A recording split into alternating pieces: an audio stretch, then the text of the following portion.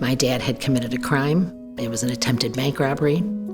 And the next day I went to school, and I remember standing outside of the classroom.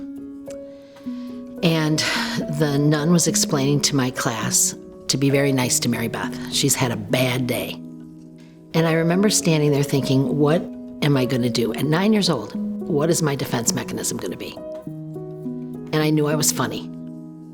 And I thought, well, I'll be funny. That's how I'll, deal with this. When I was in 8th grade, we were going to move to a community that was way beyond our means.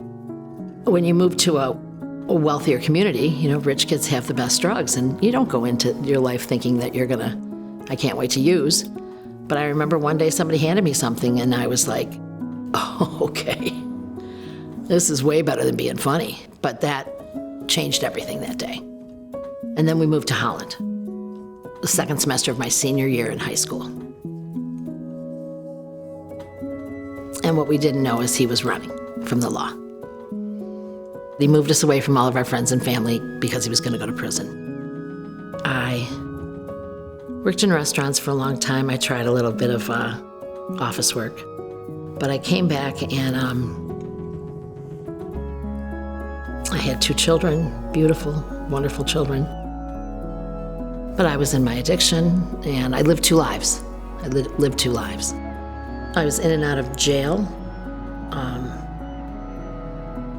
starting in the early 90s and then in the late 90s.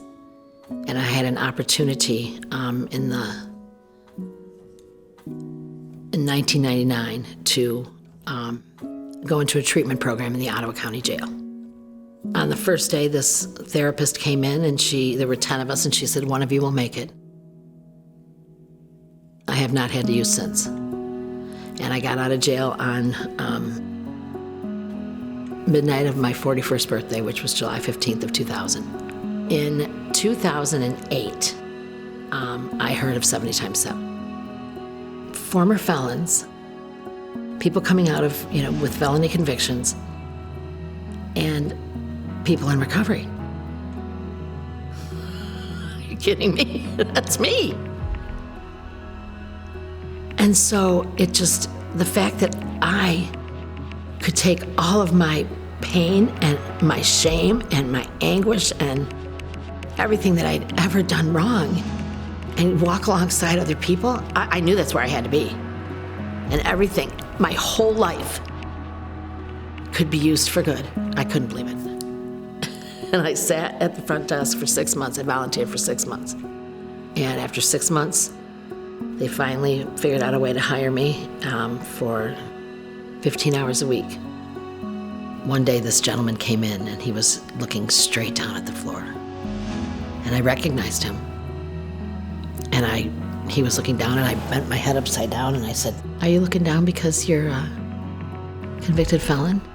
And I went, me too.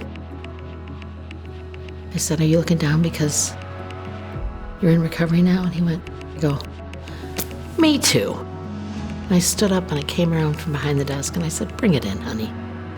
I said, you are in the safest place ever. And we're just gonna help. But I think to myself, what if 70 times 7 had existed for my family? I think about that for that 9-year-old girl, that little girl and her parents. What if someone could have come alongside my dad? That if I did not have a loving father in heaven that cared for me, and his son who walked around me and made sure, are you kidding? Where would I be? I'd have been gone a long time ago, it would have been awful. I shouldn't be here. I should not be here. One day they asked me to be donor relations manager because I know a lot of people. And then it just grew because apparently I did okay. And I became development director. no matter who's been in leadership at 70 times 7, I have been afforded opportunities to live a life of meaning, value, and purpose. And every one of the people that I work with that works at 70 times 7 has been there. We've either gone through the system and experienced it, or have had family members that have been there. We understand the pain of having someone gone and, waited for them to come home. We get it. We all get it. And it's a truth. Oh yeah, we know. We know. Miracles every day. Every day.